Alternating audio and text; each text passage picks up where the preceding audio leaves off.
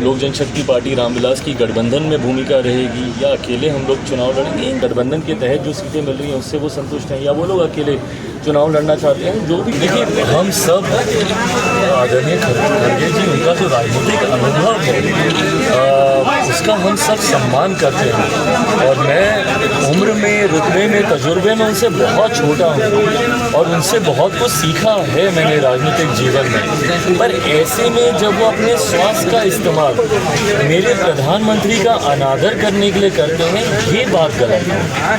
मैं चाहता हूँ वो स्वस्थ रहें, उनकी लंबी आयु हो, पर जहाँ पर हम लोग उनके स्वास्थ्य को लेकर चिंता प्रकट कर रहे हैं। कल वो तस्वीरें मैंने भी देखी जब वो भाषण देते देते हल्का सा लड़खड़ाए, सब लोग घबराए, हम लोग भी घबरा गए। और उसके बाद तुरंत उसके बाद उनका ये बयान आ जाना कि नहीं, मैं जब तक प्रधानमंत्री को नहीं हटा दूंगा तब तक मुझे कुछ नहीं, गलत है ना। ऐसी टिप्पणी करने की क्या ज़रूरत है? और इतनी कटुता कहाँ से आती है? सिर्फ चुनाव ही तो है। एक चुनाव के लिए आप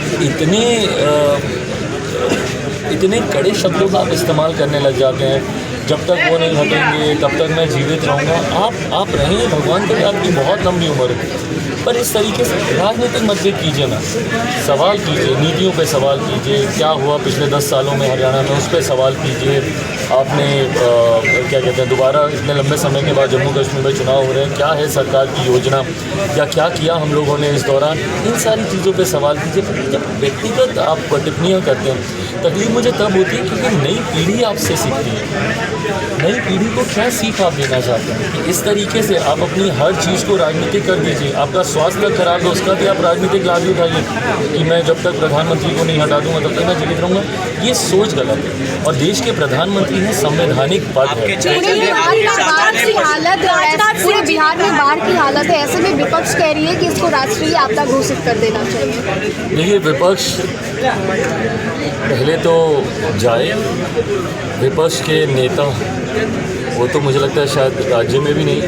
बहरहाल मुझे लगता है इसकी तमाम जानकारी लगातार इसकी मॉनिटरिंग केंद्र सरकार भी कर रही है। कल केंद्रीय गृह राज्य मंत्री आदरणीय नित्यानंद राय जी ने भी इसकी समीक्षा की है।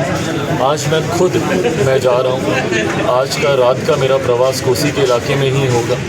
कल आज रात में जितने भी विस्थापित हैं उनके कैंप्स में मैं जाऊंगा। कल सहरसा के कई ऐसे इलाकों में जो कि बाढ़ प्रभावित हैं वहाँ पर भी मैं जाऊंगा और खुद इसका जायज़ा लेकर केंद्र के पास, मेरे प्रधानमंत्री जी के पास भी मैं इसकी जानकारी भेजूँगा। इतना स्पष्ट केंद्र सरकार हो, राज्य सरकार हो, जल्द से जल्द कैसे राहत ऐसी विपरीत परिस्थिति में, देखिए सिचुएशन ये एक अनयूजुअल है। एक लंबे समय के बाद मुझे लगता है जिस तरीके से हमारे पड़ोसी राज्य में बाढ़ के हालात बने और वहाँ से जिस तरीके से पानी को छोड़ा गया है और एक बड़ी क्वांटिटी में छोड़ा गया है, तो ऐसे में परिस्थितियाँ चिंताजनक ज़रूर हैं। बट हाँ, ग्रामीणों को किसी तरीके की समस्या ना हो, इसके लिए केंद्र सरकार, राज्य सरकार दोनों तत्परता से मॉनिटर। राजनाथ सिंह पाकिस्तान से अगर संबंध अच्छे होते, राजनाथ सिंह जी ने कहा है, तो उनको पैकेज देते पाकिस्तान को।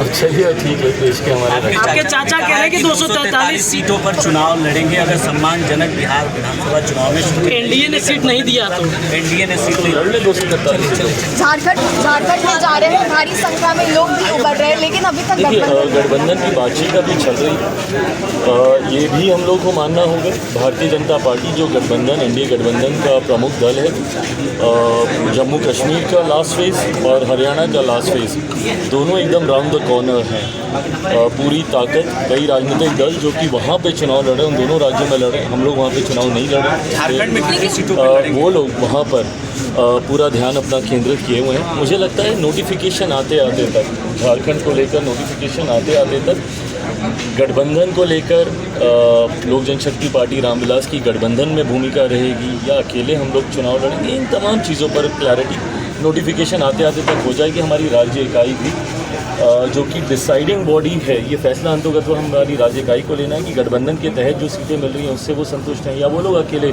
चुनाव लड़ना चाहते हैं। जो भी फैसला है वो जब केंद्रीय पार्लियामेंट्री बोर्ड के पास आएगा उसके बाद ही इसके ऊपर अंतिम फैसला लिया जाएगा। And I hope and believe notification आते आते तक ये सारी क्लैरिटी आ जाएगी।